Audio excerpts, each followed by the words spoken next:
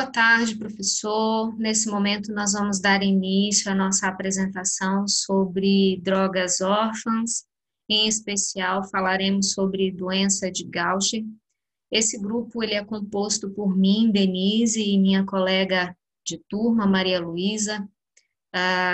Esse trabalho foi desenvolvido sob tua orientação, professor Mário.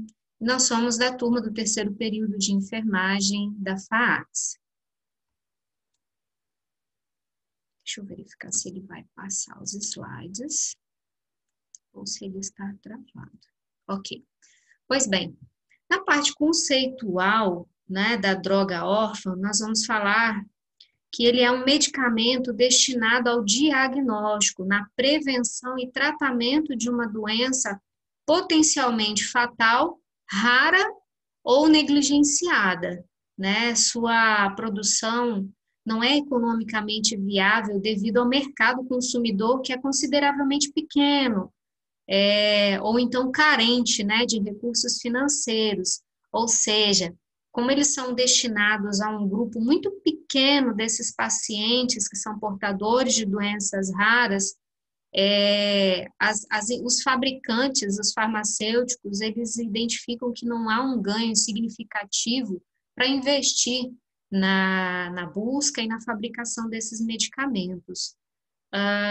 Essas drogas, em sua maioria, elas são ineficientes em termos econômicos, de maneira em que o sistema de saúde, em geral, ele não se dispõe a fazer um investimento em pesquisa, em desenvolvimento desses remédios, né?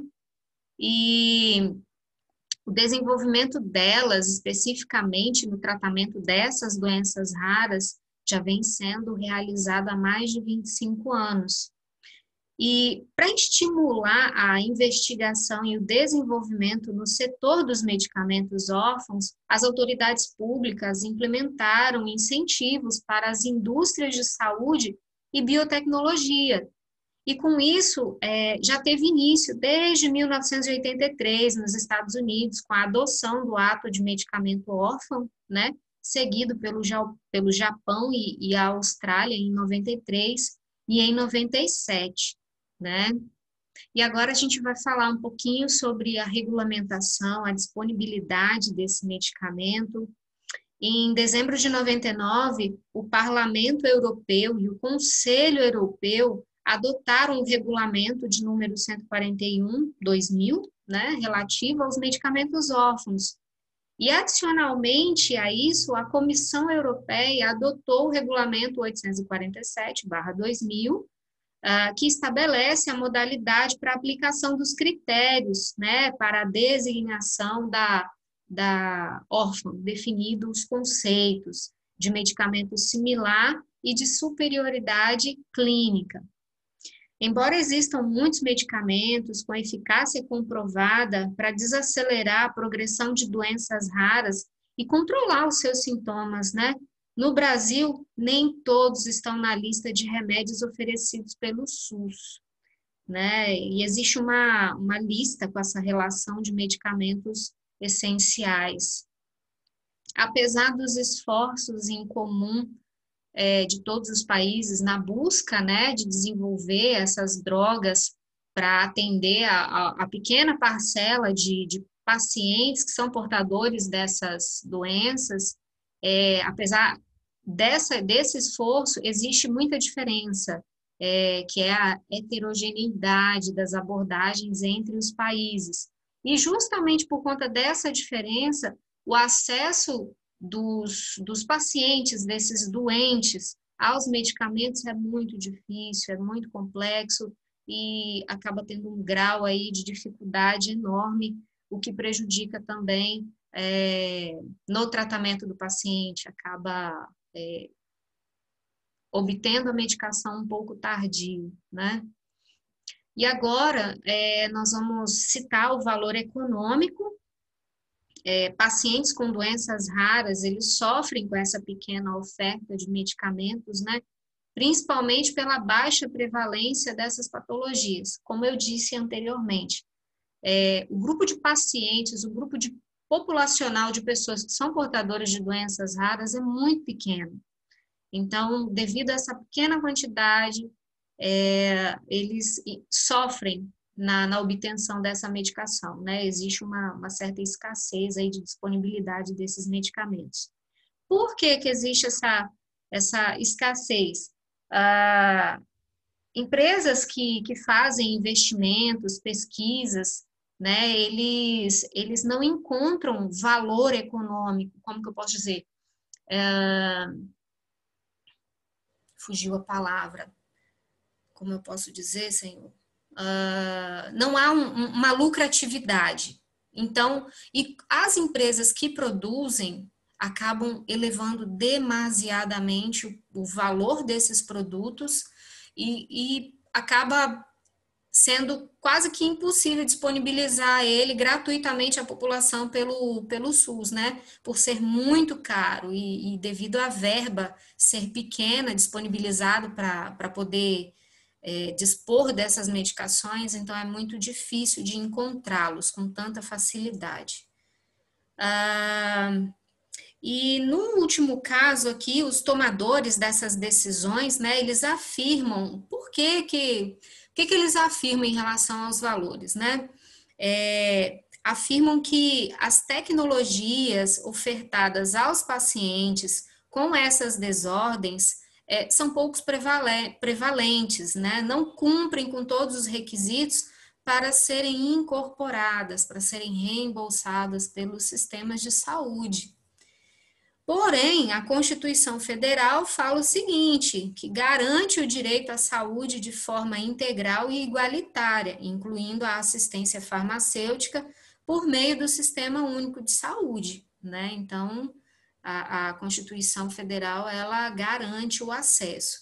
Mas para isso, para obter essa medicação, o paciente ele tem que procurar a sua unidade de saúde da tua cidade, tem que apresentar a receita médica, o registro, fazer o registro dele para emissão do cartão lá nacional de saúde, que vai dar o acesso ao agendamento de consultas e exames, bem como os medicamentos gratuitos. E no próprio site do portal do SUS, você encontra uma lista de todos os medicamentos de alto custo disponível para retirada gratuita.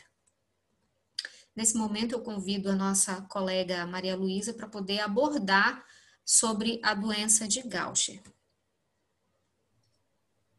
Dando continuidade à nossa apresentação sobre drogas órfãs, abordarei sobre a doença de Gaucher, que ela é tratada como as drogas órfãs. Nós iremos abordar sobre a definição, a classificação, os sintomas, o diagnóstico, o tratamento e a duração dessa doença. Próximo slide, por favor. Então, a definição. A doença de Gaucher, DG, ela foi descrita pela primeira vez pelo médico francês Philippe Charles Ernest Gaucher, em 1882. E o que ela é? É uma doença autossômica recessiva definida pela presença de 2 alelos mutantes para o gene da beta-glicosidase ácida, a BGA. Ela é uma hidrolase lisossômica localizada na região Q21 do cromossomo. A deficiência da atividade dessa enzima leva ao acúmulo de grandes quantidades de glicocerebrosídeos, um glicolipídio, nos lisossomos das células de linhagem dos macrófagos, as células chamadas de Gaucher, que podem ser encontradas na medula óssea, no fígado, no baço e outros órgãos. Esse acúmulo perturba e inibe um funcionamento normal desses órgãos e tecidos, o que pode causar danos irreparáveis. Clinicamente heterogênea e classificada em 3 subtipos, o seu prognóstico pode variar de benigno a extremamente grave, de acordo com o subtipo. Então, são 3 subtipos da doença de Gaucher. O tipo 1 é a forma mais comum. Ele afeta tanto adultos como crianças, com a progressão lenta e possível, é possível a vida normal com a tomada correta de medicamentos. O tipo 2, ele afeta bebês e geralmente é diagnosticada até os 5 meses de vida, sendo uma doença grave que pode levar à morte em até 2 anos. E o tipo 3, ele afeta crianças e adolescentes, E o seu diagnóstico, ele geralmente é feito aos 6 ou 7 anos de idade. Ele não é tão grave quanto a forma 2, mas ele pode levar à morte por volta dos 20 ou 30 anos de idade por complicações neurológicas e pulmonares. Classificação. A classificação da doença de Gaucher é tratada por terapia de reposição enzimática, a TRE. Ela é uma modalidade de tratamento de alto custo que consiste na aplicação periódica de uma enzima artificial, semelhante àquela que o paciente não produz em quantidade suficiente. E por causa disso, essa deficiência dessa enzima, ela é responsável pelo quadro clínico da doença. O medicamento imiglucerase, ele é indicado para terapia de reposição enzimática de longo prazo, em pacientes pediátricos ou adultos com diagnóstico de Gaucher. Desde 1998, esse medicamento, a imiglucerase, ela faz parte da lista dos medicamentos excepcionais do Ministério da Saúde do Brasil. É um medicamento de alto custo e ela só tem um fabricante, que é a empresa Genzime Corporation. Os medicamentos órfãos, então, eles são destinados à prevenção, ao diagnóstico, ao tratamento de condições muito graves ou que significam um risco para a vida e que sejam extremamente raras, como a Denise diz. Por isso que a imiglucerase ela é considerada uma droga órfã que trata a doença de Gaucher. Deixando claro que existem vários medicamentos para tratar a doença de Gaucher. Nós iremos abordar mais sobre o mais conhecido, que é a imiglucerase, mas também citaremos sobre o Zavesca, o alfa-liglicerase, o miglustat e o eliglustat. Próximo slide, por favor. Sintoma e diagnóstico. Os sintomas. A doença de Gaucher, ela pode causar um inchaço do fígado e do baço, que nestes casos eles ficam tão grandes que eles distendem o abdômen. Outros sintomas podem ser o enfraquecimento dos ossos, eles ficam tão fracos que eles chegam a quebrar com facilidade. O sangramento do nariz, manchas roxas na pele, palidez, cansaço, fraqueza. Então, a suspeita de Gaucher, ela costuma ser levantada pelos sintomas e pelo exame clínico, que revela a hepatoesplenomegalia, que é o aumento do fígado e do baço. E ela é confirmada através de um exame de sangue, que pesquisa a atividade da enzima beta-glicosidase. Uma baixa atividade dessa enzima, ela indica que tem um erro inato no metabolismo. Então, a investigação deve prosseguir com um teste molecular, que também é feito outro exame de sangue, em busca das mutações mais frequentes no DNA dos portadores, de forma a entender qual é o subtipo da doença. Por causa da gravidade de algumas formas dessa doença, o diagnóstico deve ser feito o mais cedo possível, para poder colocar o tratamento, para poder fazer o tratamento e reduzir as complicações que possam colocar a vida em risco. Essa imagem são exemplos de algumas crianças com doença de Gaucher. Como eu comentei anteriormente, a tipo 1 ela afeta adultos e crianças, a tipo 2 ela afeta bebês e a tipo 3 ela afeta tanto crianças como adolescentes. E essa outra imagem é sobre uma estimativa de pessoas que são portadoras da doença de Gaucher no Brasil. O mês de outubro, ele é considerado o mês da conscientização da doença de Gaucher. Em 2016, que foi a data dessa matéria, havia quase 700 pacientes desenvolvendo o tratamento, fazendo o tratamento da doença de Gaucher no SUS. Mas era estimado que ainda havia um maior número de pessoas que ainda não tinham diagnóstico e por isso não estavam sendo tratadas. Desde 2014, o SUS ele oferece outro medicamento, que é o alfa-liglicerase, que ele é produzido pela Fiocruz. E ele é indicado para terapia de reposição enzimática contínua em pacientes adultos portadores da doença de Gaucher tipo 1. O tratamento através desse medicamento, ele é feito por infusão, em centros de infusão espalhados pelo nosso país, e a incidência dessa doença é de 1 para cada 120 mil pessoas. O Brasil, ele é o terceiro país com o maior número de pacientes identificados, depois dos Estados Unidos e de Israel. Próximo slide, por favor. Aí tem um quadro clínico da doença de Gaucher, que é como o Gaucher afeta os pacientes. Essa doença provoca o crescimento lento, anemia, o aumento do fígado, do baço, como já foi falado, que são as principais características, a infiltração óssea, crise óssea, e a trombocitopenia, que é a baixa da quantidade de plaquetas. Aí também tem uma imagem do paciente com Gaucher. Próximo slide. E agora nós chegamos ao tratamento e à duração. Muitas pessoas com o Gaucher tipo 1 e tipo 3, elas podem ser tratadas com hemiglucerase, na qual as enzimas são administradas por via intravenosa, geralmente 14 dias, 2 semanas. A terapia ela é mais eficaz quando não tem complicações do sistema nervoso. As pessoas que recebem essa terapia, elas precisam realizar exames de sangue, de imagem e dos ossos para monitorar como é que está o efeito do tratamento. Então, as pessoas que não recebem essa terapia, que não podem receber, elas recebem outro tipo de medicamento, que é o miglustat, que ele reduz a concentração de glicosserosídeo no corpo. Também tem o eliglustat, que é outro medicamento que também reduz essa concentração do glicosserosídeo no corpo. Em algumas pessoas, o baço chega a ser removido por esplenectomia. E algumas pessoas também podem precisar de transfusões de sangue. O transplante da medula óssea ou o transplante das células-tronco, elas curam tanto o tipo 1 quanto o tipo 2, mas eles são o último caso porque podem causar morte ou incapacidade. Não existe tratamento para o tipo 2. Então, a doença de Gaucher, ela não tem cura, mas existem formas, tratamentos para aliviar esses sintomas, para as pessoas poderem ter uma melhor qualidade de vida. Então, como diz aí no slide, o hemiglucerase, ele é tratado da seguinte forma.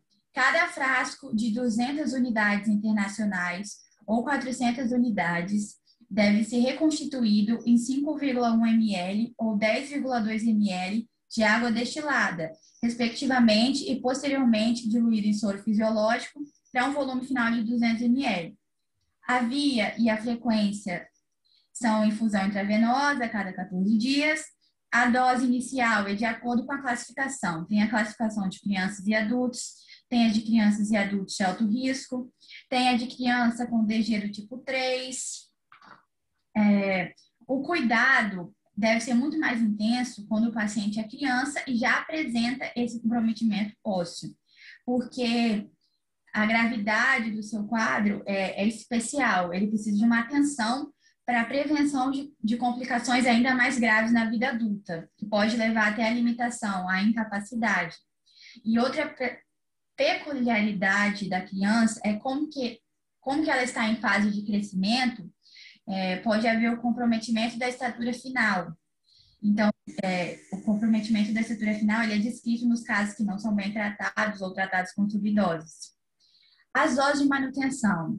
Diminui a dose nas crianças até 30 unidades para cada quilo de peso por infusão, caso tenha havido a normalização dos critérios de infusão, e diminui a dose de adultos para até 20 unidades por quilo de peso por infusão, caso tenha havido normalização dos critérios de inclusão.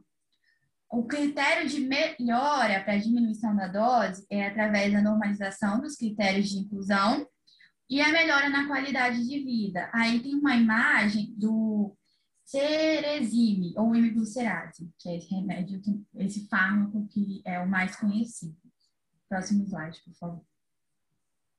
Aqui tem a estimativa de valores do hemiglucerase e dos Avesca. O hemiglucerase, ele custa entre a faixa de 7 a 8 mil reais, e os Avesca, ele se encontra nesse site de consulta remédios a partir de 29 mil reais. Os Avesca, ele é indicado para o tratamento oral da doença de Gaucher tipo 1, leve a moderada, para os quais a terapia da substituição de enzima ela não é adequada. Próximo slide. Então, nesse slide aqui estão as nossas referências, nossa fonte de pesquisa, dos quais permitiu que desenvolvêssemos esse trabalho. Temos bastante consultas.